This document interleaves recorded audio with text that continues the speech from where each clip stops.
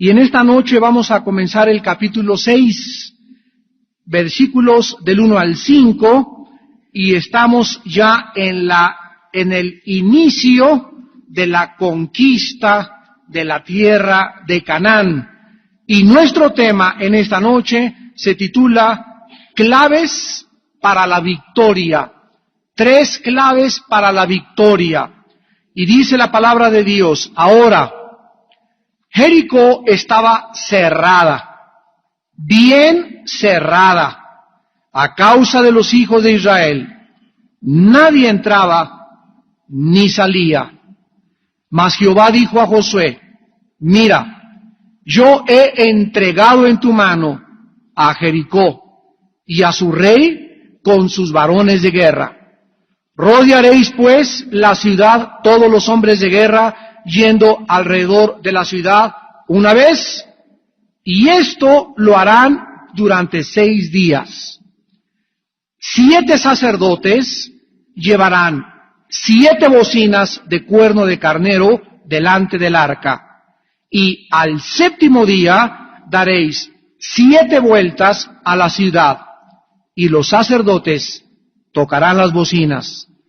Y cuando toquen prolongadamente el cuerno de carnero, así que oigáis el sonido de la bocina, todo el pueblo gritará a gran voz, y el muro de la ciudad caerá. Entonces subirá el pueblo, cada uno derecho hacia adelante.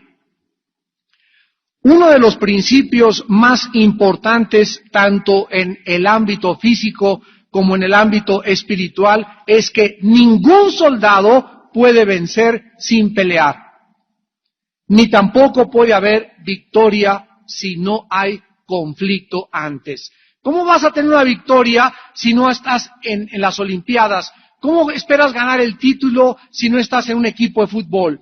¿Cómo puedes pensar que vas a tener un trofeo en tu casa si nunca te has disciplinado, nunca has participado? ¿Cómo quieres tener un título de ingeniero si no te quemaste las pestañas estudiando y sacrificando tu vida? No se puede en la vida llegar a un fin si antes no pagamos el precio del conflicto, del sufrimiento, de la lucha y de involucrarnos en aquellas cosas que para nosotros deben valer la pena. La vida cristiana, al revés de otros conceptos equivocados que existen, que la vida cristiana es todo paz y tranquilidad y peace and love y dejarnos aquí una cola de caballo crecer y vestirnos todos de blanco y llenos de flores y la paz sea con ustedes, etcétera, etcétera, es todo lo contrario en la Biblia. Estos conceptos han distorsionado lo que es la vida cristiana. La vida cristiana involucra desafíos y conflictos, emboscadas y traiciones, ataques y heridas y muchas veces bajas entre nosotros mismos como soldados de Jesucristo. ¿Por qué es que nosotros nos encontramos en un conflicto armado espiritualmente? Porque nuestros enemigos, y si no lo sabías, en esta noche lo vas a saber, tú como cristiano y yo como cristiano tenemos 3 principales enemigos que no se dan descanso, que no nos dan armisticio, que tampoco quieren ninguna tregua. Estos enemigos serán nuestros enemigos hasta el día de nuestra muerte y están buscando siempre la ocasión para asaltarnos y tratar de mantenernos a toda costa alejados de nuestra herencia en Cristo. Estos enemigos son la carne, el mundo y Satanás. Dentro de nosotros tenemos un traidor, un enemigo. Alrededor de nosotros tenemos físicamente un enemigo, el mundo y su sistema ideado y creado y respaldado por Satanás. Y de una forma invisible tenemos a nuestro tercer enemigo que no conocemos ni lo hemos visto jamás, pero ahí está operando invisiblemente, afectando el mundo físico y tratando de desviarnos, repito, de nuestro objetivo, que es realmente poseer la herencia que Cristo nos ha dado. Estos 3 enemigos los puedes ver en Efesios 2, del 1 al 3, y están unidos entre sí contra nosotros, así como las naciones cananitas estaban unidas en contra de Josué y la nación de Israel. Es una tristeza que muchas iglesias en el mundo han estado suprimiendo o impidiendo los himnarios de guerra y los himnos de guerra, porque de acuerdo a muchos conceptos equivocados, la música de guerra, dicen, aparentemente contradice las palabras de Cristo. Pero todas estas iglesias parecen ignorar que el principal tema de la Biblia, el tema central de la Biblia, es la guerra santa entre Dios y Satanás. Desde el Génesis 3:15 que se hace la profecía, pondré enemistad, habrá un conflicto, habrá una guerra continua por toda la historia humana entre la semilla de la mujer y entre la semilla de Satanás. La Biblia nos muestra un conflicto, un hilo de guerra que continúa desde el Génesis y que culmina con la venida de Cristo en la instauración e inauguración de su reino milenial junto con nosotros. Pero toda la Biblia es un conflicto entre las fuerzas del bien y entre los poderes del mal. La Biblia es la guerra santa de Dios contra Satanás y contra el pecado. Y desde que Dios le declara al pecado y a Satanás, repito, en Génesis 3:15, la guerra, estamos viendo que hasta que Cristo venga, como conquistador, vendrá a poner a los enemigos de Dios debajo de sus pies. Y los instrumentos de esto somos tú y somos yo. Veamos rápidamente en Romanos 16:20 estas verdades y en Hebreos 10 del 12 al 13. Dice Romanos 16:20, y el Dios de paz aplastará en breve a Satanás bajo vuestros pies. Vean ustedes que Satanás no ha sido aplastado todavía.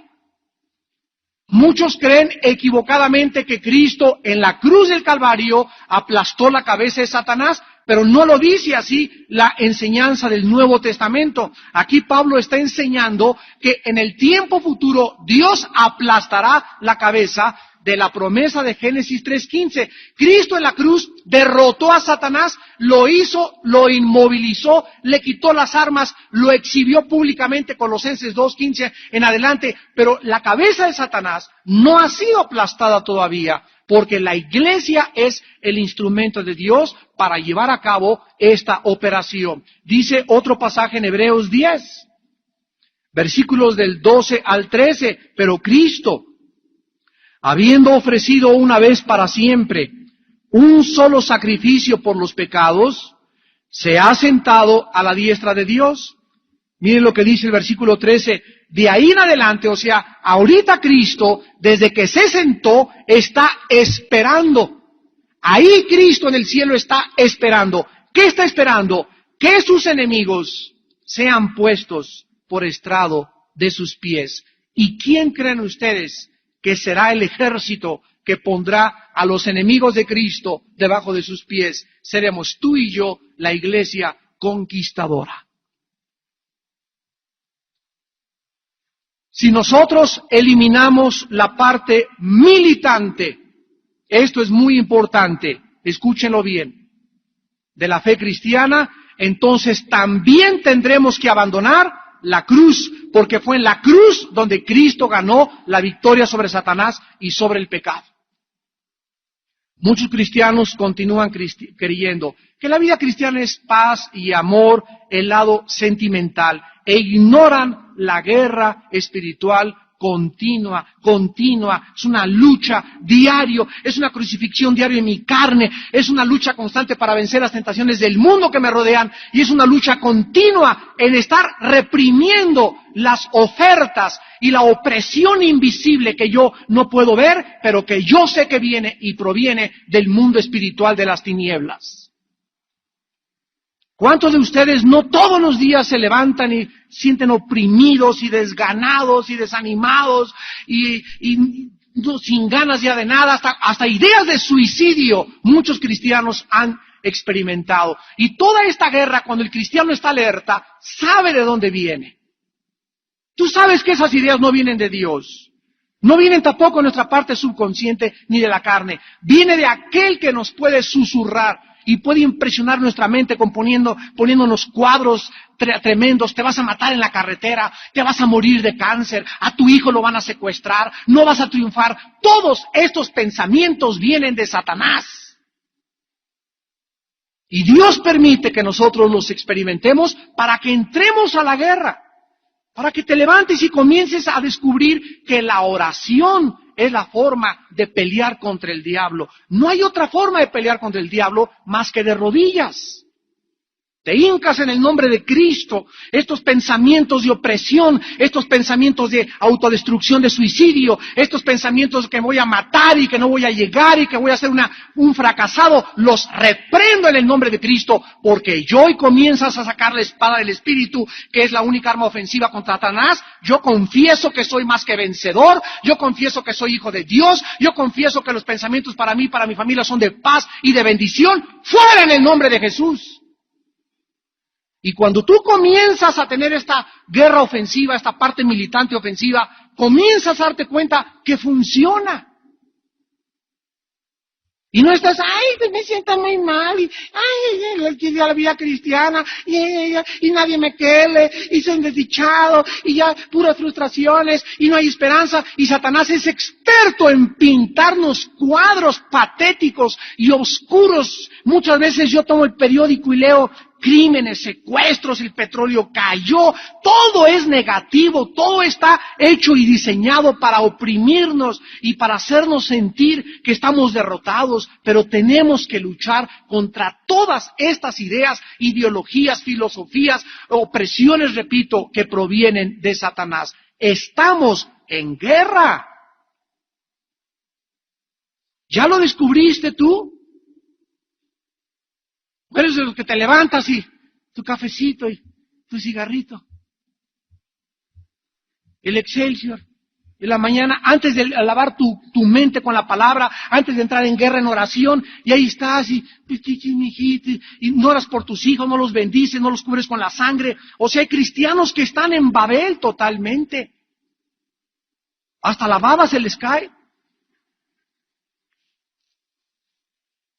Pablo advierte en Hechos 20, 28 al 29, que hay lobos que acechan a la iglesia, hay lobos que acechan a la manada, hay lobos que acechan tu casa y que se quieren meter. Nuestros enemigos, dice Efesios 6:12, son espíritus malignos en las regiones celestes. Nuestras armas, dice 2 Corintios 10, del 3 al 6, no son carnales, hay armas de la luz. Armas espirituales. ¿Por qué? Porque nuestra guerra es espiritual. No es carnal. En el ejército de Jesucristo no hay neutralidad. O peleamos al lado de Cristo, o dice Mateo 12 del 24 al 30, Satanás no puede dividirse a sí mismo. El que no es conmigo, dice Cristo, desparrama. O estamos del lado del conquistador o estamos en el lado del derrotado y en el lado del enemigo. No hay términos medios. ¿Eres o no eres? ¿Estás peleando o no estás peleando? ¿Eres guerrero o eres religioso? La victoria de Israel sobre Jericó nos ilustra algunos principios del conflicto espiritual y la victoria aplicable a la vida de todos nosotros, no importando los desafíos que en esta vida podamos nosotros enfrentar. Antes del desafío, quiero que recuerdes siempre que nosotros peleamos desde la victoria y no solamente por la victoria. No estamos peleando para ganar, porque ya ganamos. Esto es muy importante. Ya ganamos. Comienza diciéndole Dios a Josué en el versículo 1 del capítulo 6, Jericó está cerrada, bien cerrada, a causa de los hijos de Israel, los escogidos de Dios, la nación santa que Dios había escogido, sin que dispararan una sola flecha, sin que blandieran sus espadas, sin que conquistaran a otros pueblos, ya habían aterrorizado a sus enemigos cananitas. Esto es algo inusual en la historia militar de las estrategias, porque casi siempre, ¿verdad?, cuando alguien está guarecido, pues por lo menos salen y enfrentan al enemigo, pero aquí encontramos una situación de una ciudad fortificada, donde la orden fue, no salga nadie, ni tampoco dejen entrar a nadie, porque Dios había puesto en primer lugar el temor sobre todos los enemigos de Israel. La primer clave para la victoria, pues, la encontramos en que Dios había puesto el temor sobre los enemigos de Israel. Vean ustedes en el libro del Éxodo, capítulo 23. Y aquí estamos tratando ya de una forma estratégica y profunda con los secretos del Nuevo Testamento de nuestra guerra espiritual. Dice Éxodo 23, 27. Le dice Dios a Moisés, yo enviaré mi terror. Yo enviaré mi terror delante de ti y consternaré a todo pueblo donde entres y te daré la cerviz de todos tus enemigos. Aquí Dios le está diciendo a Moisés que antes de que ellos comiencen a pelear, Dios va a preparar ya con anterioridad, enviando espíritus de terror, de temor, porque estos espíritus son los que ponen el terror y la esquizofrenia y la paranoia en la gente. Son espíritus demoníacos que Dios los envía a los enemigos de nosotros para que antes de que nosotros emprendamos la batalla, ya sepamos que está preparada la victoria. Vean ustedes esta verdad también en el libro de Deuteronomio. Allá a la vuelta del Éxodo sigue Levítico, Números y luego Deuteronomio, capítulo 2. Versículo 25. Y le dice otra vez Dios a Moisés, hoy comenzaré a poner tu temor y tu espanto sobre los pueblos debajo de todo el cielo, los cuales oirán tu fama y temblarán y se angustiarán delante de ti. Algo que jamás ningún hijo de Dios que vive en una relación adecuada con Dios debe de hacer. Ningún cristiano jamás debe tener ni angustia, ni temblar ante nadie, ni ante nada. Son nuestros enemigos los que deben de temblar y deben de tener temor, no nosotros, aunque sea un Goliat, aunque sean gigantes, aunque sean barreras, aunque sean obstáculos que tú ves que son insuperables. El cristiano marcha y avanza y camina, levantando y ondeando la bandera de la victoria, porque Dios le ha dado bandera a los que temen su nombre a causa de la verdad. Entonces, esta es nuestra posición en la vida cristiana, marchar y marchar. Nuestros enemigos parecerán muchas veces, vuelvo a decir, insuperables, gigantes, Goliats, Jericós, cosas fortificadas, cosas insuperables a la mente humana. Pero aquí mi Señor me dice, yo ya vencí, yo ya soy victorioso, yo no tengo por qué medir qué grande es o cuántos metros tiene ese problema o cuántas gente están en contra de mí. Yo ya tengo la victoria.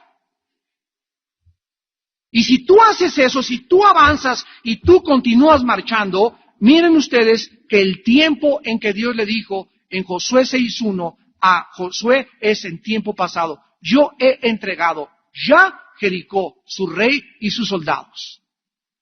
En Deuteronomio capítulo 7, versículo 23, mas Jehová tu Dios las entregará delante de ti. Él las quebrantará con grande destrozo hasta que sean destruidas. Deuteronomio 11, versículo 25. Nadie se sostendrá delante de ustedes.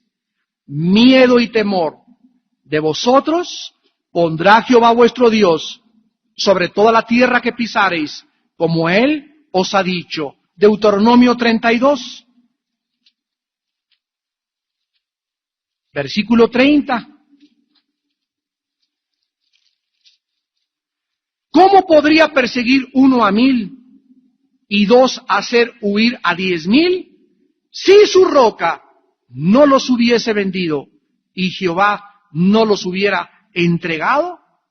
Vemos pues que este ejército de Dios, antes de entrar a la guerra, ya estaba haciendo retroceder al enemigo. Y créanme lo que ahorita, Dios está volviendo a resucitar a muchos cristianos en el mundo entero, y las iglesias que están resucitando están cantando los domingos himnos de guerra, himnos de batalla, están con las banderas, están danzando, estamos proclamando antes de que caiga Jericó, antes de que el diablo lo veamos derrotado, ya estamos con las banderas y con los himnos de guerra, proclamándole a los espíritus de maldad que somos más que vencedores.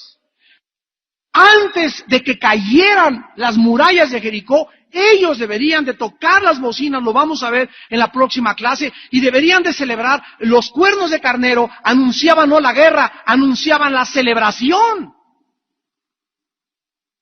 Y es por eso que la gente dice, ¿por qué están tan contentos aquí? ¿Por qué bailan? Y esto y las banderas. Y volvemos otra vez a arrancar de nuestras raíces las victorias del Antiguo Testamento, porque estamos simbolizando nada más, simbolizando con los panderos, con las danzas, con las banderas, con los himnos que tocamos, con la forma como predicamos, de que ya viene nuestro conquistador, de que ya somos más que vencedores. Y aunque el mundo vemos que está pestando como un basurero, estamos viviendo nosotros sobre las circunstancias, y viviremos siempre sobre las circunstancias, porque el Señor está de nuestro lado. Y si Dios con nosotros, ¿quién contra nosotros? Nadie podrá hacernos frente durante todo el día de nuestra vida, dice el Señor. La tierra de Canaán, la tierra que iban a comenzar a conquistar, estaba dividida en 7 ciudades. Y cada ciudad, de acuerdo a Josué 12, estaba gobernada por un rey, o sea, eran 7 reyes. Estas ciudades eran muy grandes y otras no eran muy grandes. Por ejemplo, Ahí, que vamos a estudiar en el capítulo 7, era más chica que Jericó, de acuerdo a Josué 7, del 2 al 3, y tenía como 12,000 personas. Excavaciones arqueológicas recientes de la ciudad de Jericó nos indican que esta ciudad tenía o cubría un área aproximada de 32,000 metros cuadrados. Estamos hablando aproximadamente de 8 acres. Era la superficie, de acuerdo a la arqueología moderna, donde estaba la ciudad de Jericó. Las murallas estaban separadas y eran paralelas la una de la otra por 5 metros y rodeaban toda la ciudad. Y fue estas murallas lo primero que vieron, ¿se acuerdan en Números capítulo 13? Los espías de Moisés, y cuando las vieron tan grandes y las vieron tan gruesas y vieron la impenetrabilidad militarmente hablando de Jericó, regresaron desanimados. Nunca podremos conquistar la tierra que Dios nos dio. Los enemigos son grandísimos, parecemos langostas, parecemos hormiguitas conforme a nuestros enemigos. Esta es exactamente la actitud de un cristiano derrotado. Hace algunos días, el entrenador de la selección mexicana, el señor Lapuente, tuvo una reunión con algunos entrenadores europeos. Y otro entrenador que se llama Menotti, que fue el exentrenador de la selección de Argentina, dijo esto que dice Lapuente que le impresionó. Una de las cosas, dijo Menotti, cuando yo entrené a la selección argentina, que yo les traté de poner en la cabeza a los jugadores, era de que ellos tenían que salir a atacar. Y que no importa, o sea, que nunca vieran el marcador, que aunque en el primer tiempo fueran 2-0, salieran el segundo tiempo como si no existiera el 2-0, que siguieran con la mentalidad de atacar. Y dijo Menotti, porque yo he observado que la mayor parte de los equipos latinoamericanos de fútbol, antes de salir a la cancha, ya salen mentalmente derrotados. Me impresionó esto porque aquí los entrenadores de fútbol están poniendo mucho énfasis a que no solamente es la habilidad de patear una pelota, sino que también tiene muchísimo que ver la actitud psicológica del jugador. Y una de las cosas, ustedes saben muy bien, y lo sabemos como mexicanos, que los mexicanos hemos tenido, es que somos bien derrotistas. Que nomás nos meten un gol y ya, para que ya, nunca, no. Y esa actitud es la que ha impedido que podamos verdaderamente pelear y pelear y pelear, ¿verdad? Como los coreanos y como los marroquíes, y le echan ganas y le echan ganas y le echan ganas, y no importa, ok, 2-0, pero peleamos, o sea, nunca peleamos por la superioridad física del enemigo, lo que sea, pero peleamos, nunca se mostró un cuadro derrotista. Y ahorita la selección, por primera vez en muchos años de historia, acaba de mantener en su último partido contra Corea una actitud agresiva, donde agredieron y agredieron y agredieron y agredieron y pudieron tener la victoria, gracias a su nueva mentalidad. Fíjense lo que hace lo que nosotros pensemos de nosotros mismos. Y lo mismo pasa en la vida cristiana. Si tú tienes una actitud derrotista ante el mundo y ya nunca voy a hacer nada, soy un pobre, me dicen Gutierritos, siempre seré mediocre, nunca me casaré con ninguna muchacha que valga la pena, nunca me casaré con un cristiano, nunca tendré un buen trabajo, y todo así, pues ahí vas a seguir todo así toda tu vida. Tienes que cambiar tu actitud y tienes que comenzar a apropiarte de que eres victorioso, de que eres una persona preciosa en las manos de Dios y que Dios te está garantizando que si tú marchas creyendo con la Biblia delante de ti, tienes todas las victorias en tu familia, en tu trabajo, en el mundo, y nadie te podrá hacer frente, porque los que conspiren contra ti, conspiran contra Él. Caerán 10 a tu diestra y 20,000 a tu diestra, y Él hará estar en paz a tus enemigos cuando tus caminos les sean agradables. Si la actitud de los futbolistas es indispensable para la victoria, cuánto más nuestra actitud ante el enemigo y el contrincante que tenemos delante de nosotros. Las noticias del éxodo de Israel de Egipto y sus recientes victorias al este del río Jordán habían causado en los enemigos de Israel una psicosis. Los vieron tan agresivos, es como cuando ves a Noruega, los noruegos 1,85, 1,90, 1,95, puros gigantones. Y salen los jugadores y, ¡ay, está re grandote! Pues no lo vas a cargar. Ya con esa actitud ya nomás se apantallan y ya se, no que nada, y vámonos, y como Goliat y le quitas la pelota y tal vez mientras más grandotes más torpes son, pero tú nunca puedes ver ni el marcador ni el enemigo, tienes que tener la mente, la portería, el gol, tengo que llegar a la victoria, tengo que anotar, no importa si el público está en mi contra y favorece al otro equipo, mi mentalidad es de llevar a cabo y competir con toda la agresividad que yo pueda tener como deportista. Esto cambia radicalmente la vida de un jugador. Ahora, en segundo lugar, la segunda clave de la victoria de Israel no solamente era que Dios había puesto el temor sobre sus enemigos, y tenemos que recordar esto, si tú quieres ganar, si tú tienes enemigos, no importa, tal vez tu esposo, tal vez es un juez, tal vez es una gobernante, un político, tal vez es una familiar en tu vida, alguien que te hace la vida de cuadritos. Si tú quieres vencer a ese enemigo físico que tú tienes, es preciso que entiendas que tu lucha no es contra sangre y carne, no es contra él, sino contra los espíritus que lo mueven a él. Ahora, si yo entiendo esto, y capto esta perspectiva que no es mi suegra mi enemiga, ni los comunistas, ni los católicos, ningún grupo filosófico, ningún ser humano, sino que es espiritual la guerra contra ellos, yo comienzo entonces a orar y a pedirle a Dios Padre, en el nombre de Jesús, tú ata ese espíritu de esa persona, Señor, repréndelo en mi vida, pon tu temor y pon tu pánico en mi enemigo y comienzas a orar para que Dios te conteste. Y entonces, si Dios hace eso, es una señal, es un síntoma de que Dios está contigo. Dice en Proverbios 16:4, cuando los caminos del hombre son agradables a Dios, aún a sus enemigos los hace estar en paz con Él. Dice Isaías 41, Dios, no temas, mi mano te sostendrá, no tengas miedo, yo estoy contigo.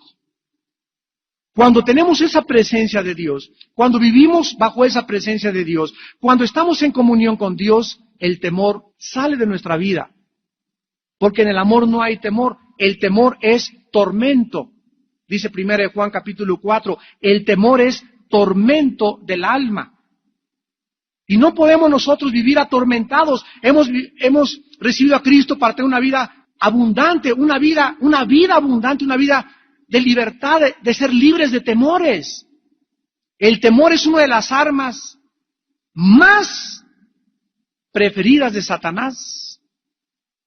Un cristiano con algún temor que tengo miedo de la noche, tengo miedo a las arañas, tengo miedo a esto, tengo miedo a la inflación, tengo miedo que ahora que cayó el petróleo ya no vaya a funcionar mi negocio, tengo miedos. Si tú ves físicamente tus problemas, te hundes. Si tú no ves lo que el mundo y el diablo quiere poner delante de ti, sino que tú levantas tus ojos al cielo, cambias tu perspectiva y comienzas a ver verticalmente a Dios y a sus promesas que te dice no te dejaré ni te desampararé, comienzas a elevarte y a vivir arriba de tus circunstancias aquí abajo en la tierra. Por eso es tan importante lo que dice Hebreos 12:2, puestos tus ojos en Jesús. Colosenses 3, si pues habéis resucitado con Cristo, poner vuestra mira en las cosas del cielo, ya no en las terrenales. Lo terrenal nos va a desilusionar, nos va a atemorizar, nos va a desanimar, y si tú ves esto horizontalmente, la vida, te hundes, te hundes, te hundes. No veas los gigantes, no veas Jericó, ve a aquel que te dice, yo ya he entregado toda mi herencia, todo te pertenece, aprópiate por la fe de ello. En segundo lugar, encontramos en Josué 6, versículo 2, la segunda clave de la victoria, las promesas de Dios. He entregado en tu mano a Jericó, a su rey y a sus varones de guerra. Observemos otra vez, insisto, el tiempo del verbo. He entregado. Ya es de ustedes. Ya la victoria te pertenece. Aquí encontramos que está en tiempo pasado. La victoria ya estaba ganada. La victoria ya estaba ganada. Tú puedes ahorita enfrentar un problema, no sé de qué tipo, tal vez matrimonial, tal vez con tus padres, pero déjame decirte una cosa, pase lo que pase, con tu hijo, con tu esposo, con tu exesposa, con tu esposo, con tu trabajo, pase lo que pase, si tú te mantienes cerca de Dios, hay victoria. Hay victoria. Dios nos creó en Cristo Jesús para buenas obras, Efesios 2:10, las cuales preparó desde antes, dice ahí en Efesios, de antemano las preparó para que caminemos en ellas. Estamos caminando en una vida de victoria, dice en 1 Corintios 15, vamos de victoria en Cristo Jesús, venciendo. Los cristianos victoriosos, ¿por qué son victoriosos? La razón es porque conocen las promesas de Dios, porque pasan meditando y pasan tiempo en la palabra y creen las promesas de Dios, porque la fe viene por el oír y el oír por la palabra de Dios. Los cristianos que no son victoriosos son los que no tienen contacto con la Biblia continuamente. ¿Cuál era el contacto de Josué con la Biblia? ¿Cada cuándo? Josué 1:8, de día y de noche. Ahí está, ahí le dio Dios. Mira, Josué, es sencilla la fórmula, de día y de noche. En la mañana y antes de acostarte. En la mañana y antes de acostarte. Que nunca en tus 80 años, en los 100 años que tengas, día y noche, nunca te pase un día sin que vengas y hagas contacto con mi palabra. Léela, medítela, mastícala, digiérela, aprópiatela, métete en ella, échate un clavado a ella, sumérgete en ella, que la Biblia llene, memorízala, guárdala en tu corazón, porque esta es la clave de la victoria. Cuando tú tienes ese contacto con la Biblia día y noche, pues comienzas a descubrir las más de 8,000 promesas que hay en la Biblia para los cristianos. Dicen los expertos que hay más de 8,000 promesas. Y cuando tienes un problema, ahí está la promesa de Dios.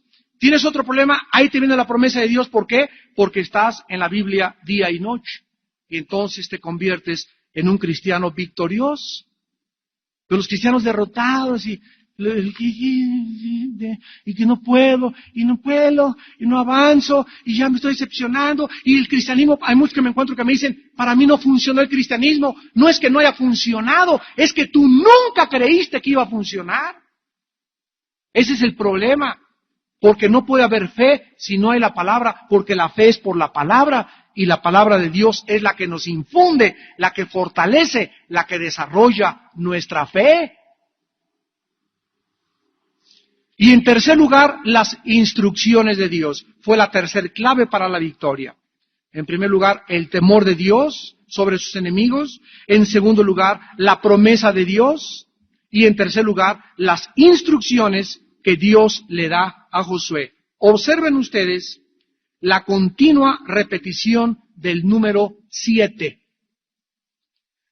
Josué no iba a tomar Jericó con ningún plan estratégico militar humano. Josué no se le dio la prerrogativa de idear o desarrollar un plan para tomar la ciudad de Jericó. Si el pueblo de Dios quería ver la victoria, no iba a usar su propia sabiduría. Dios no estima a nadie que sea sabio en su propia opinión. A Dios le cae gorda y le choca a la gente soberbia que confía en su propia prudencia y no confía en la sabiduría de Él para poder resolver un problema. Josué tenía que siempre saber que en cualquier enfrentamiento o responsabilidad en la guerra, todo le pertenece a Dios. Tú puedes decir, voy a hacer este negocio para salir adelante, o se me está pasando el camión, tengo 25 años y no me caso, y comienzas a confiar en ti mismo y a medir las circunstancias y a sentir la presión de la gente, de la familia, de la sociedad, la influencia del mundo, y te sales de la voluntad de Dios. Porque en lugar de que recojas tu corazón y le digas, confía en Dios y haz el bien y habitarás en la tierra y te apacentarás de la verdad, confía en Dios y deleítate en Él, y Él te concederá las peticiones de tu corazón. Si tú no tienes este deleite en Él, si tú no amas la palabra, si no amas el tiempo con Dios, si tú no estás con las alabanzas en la mañana y con tu cassette, orando y meditando y gozándote, adorando a Dios, Él no te puede dar las peticiones de tu corazón, porque te tienes que deleitar en Él para que Él te dé lo que tu corazón quiere. Y tal vez no ha llegado a tu vida un hombre, o no ha llegado una mujer, o tu negocio no ha prosperado porque simplemente no has llenado los requisitos para la victoria. Mateo 6:33 se nos vuelve a decir, mas buscad primeramente. ¿Qué es primero? ¿Pero qué es primero? Es un número dígito, el 1. ¿Y antes del 1 qué hay? ¿Perdón? Ok, dice Dios, antes que nada, antes que el 0. Antes que cualquier cosa, búscame y te voy a dar todo. Pero si dice Dios, si tú primero trabajas y después me buscas, me pones en el segundo lugar. Si tú primero haces negocios y después me buscas. Si tú primero te afanas y después me buscas. Si tú te afanas y haces esto y después me buscas. Si yo no tengo el primer lugar en tu vida, dice el Señor, entonces no recibirás nada. Pero si primeramente me buscas, todas las demás cosas que necesitas en la vida, yo te las doy. Por añadidura. Búscame, dice el Señor, y vivirás. Y me encontrarás porque me buscarás de mañana. Aquí encontramos, pues, que Dios insiste en que Josué siga sus planes. Y el plan para tomar Jericó, ¿cuál era? Se van a levantar, fíjense las instrucciones de Dios, irracionales desde el punto de vista humano. A ver, Josué, diles a todos los soldados, levántense y le van a dar el primer día una vuelta a Jericó. Tan, tan, tan, tan, tan, tan. 1, 2, 1, 2, 1. Ah, pero sin hablar. Shh, ni una sola palabra. Nada más van a ir adelante una guardia de hombres armados, después detrás de ellos los sacerdotes, después los que llevan el arca y hasta atrás otra guardia del pueblo. Y sin hablar ni decir nada, más que las puras trompetas se van a oír los cuernos de carnero. El primer día una vuelta. El segundo día le van a dar otra vuelta, sin decir nada. El tercer día les van a comenzar a gritar, ¡Ey! ¡Éntrenle! Ya les calentó el sol del desierto, ya se volvieron locos, los de Jericó van a comenzar a pensar que es una bola que están totalmente esquizofrénicos, los van a retar. Ustedes no contesten, ustedes no digan nada, ustedes no respondan las groserías, ni los botes, ni las botellas de caguama que les van a aventar. Ustedes sigan marchando. Y el séptimo día, después de 6 días, cada día una vuelta, y regresen al campamento, y otra vez otra vuelta. El séptimo día le van a dar 7 vueltas a Jericó, y entonces van a tocar los cuernos de carnero, y después van a gritar todos, y las murallas de Jericó van a caer. ¿Se imaginan ustedes a Josué interrogando a Dios? Señor, no entiendo cómo quieres que hagamos el ridículo de levantarnos todos los días y no aventar ninguna flecha, ni hacer nada, más que darle una vuelta a Jericó. Dice Isaías 55, del 8 al 9, porque mis pensamientos no son vuestros pensamientos.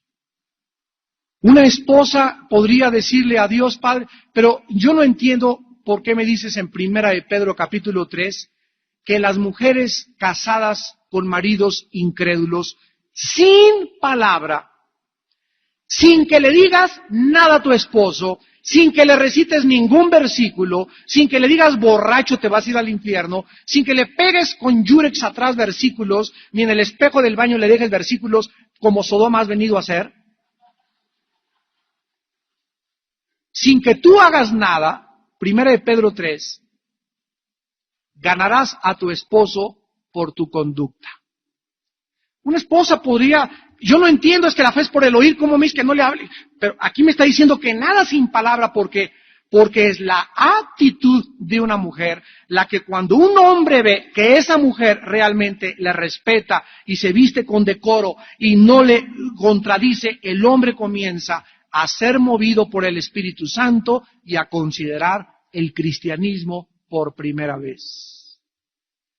Muchas de ustedes están casadas con hombres que no han venido a Cristo por lo tercas que han sido. Porque no han querido obedecer, porque les ha parecido irracional. Ah, no, ¿cómo no? Yo le voy a decir sus verdades. Nunca lo vas a ganar. Las órdenes del cielo son, obedece, aunque no entiendas lo que te estoy diciendo. Por fe, ponlo en la práctica.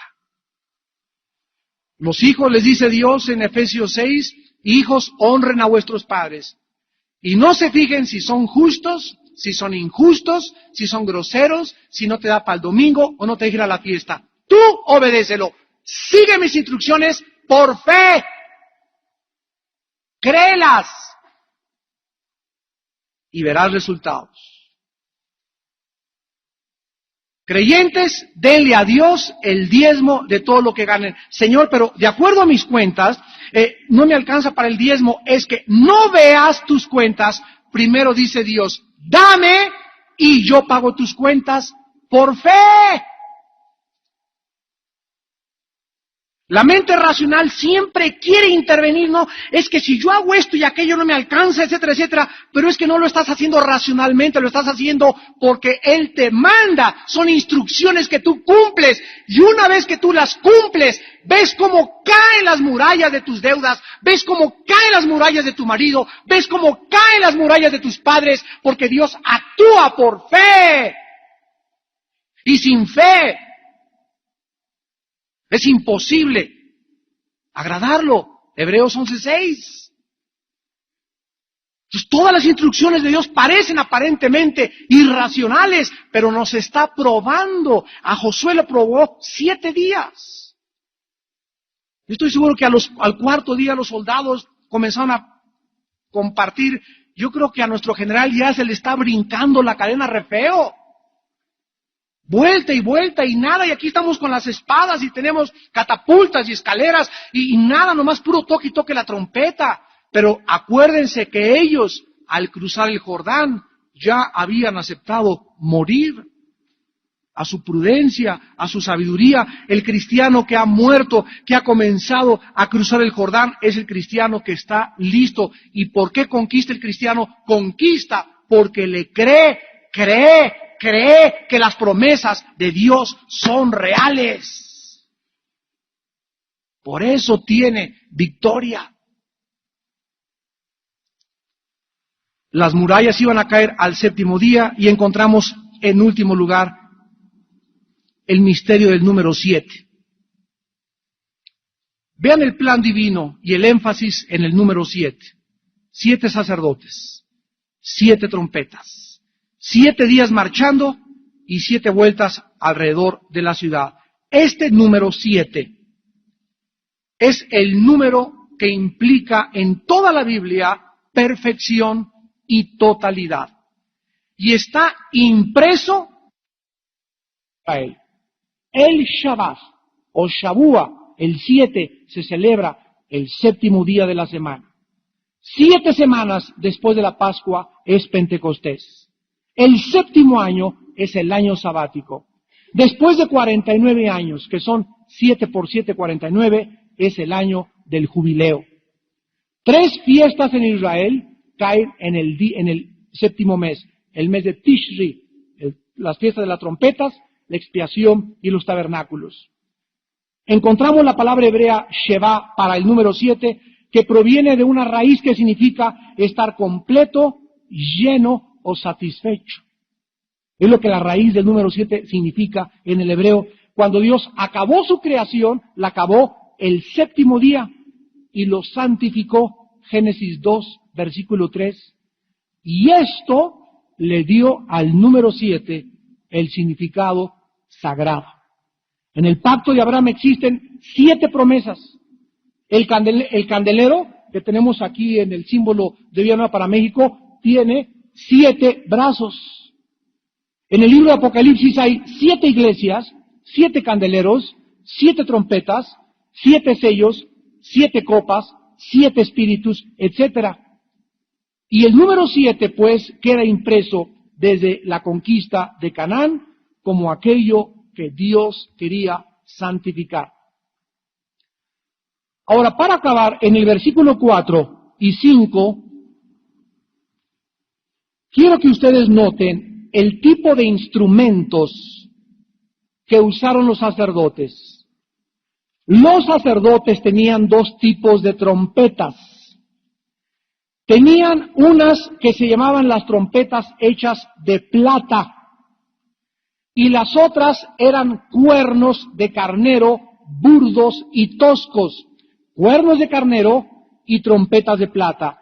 Las trompetas de plata eran usadas por los sacerdotes para reunir al campamento cuando algo importante, o sea, las trompetas de plata nos hablan de convocación.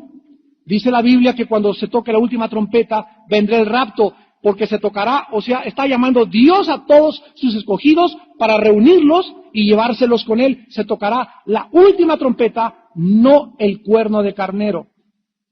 Las trompetas son para reunir a la gente, lo encuentran en Números, capítulo 10. Los cuernos de carnero eran usados para celebraciones. La palabra para trompeta es shofar.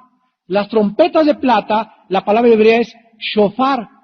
Y la palabra hebrea para cuerno de carnero es jobel, de donde viene la raíz para la palabra jubileo o celebración. El año del jubileo era el año 50 después de 7 años sabáticos y era una celebración especial para Israel.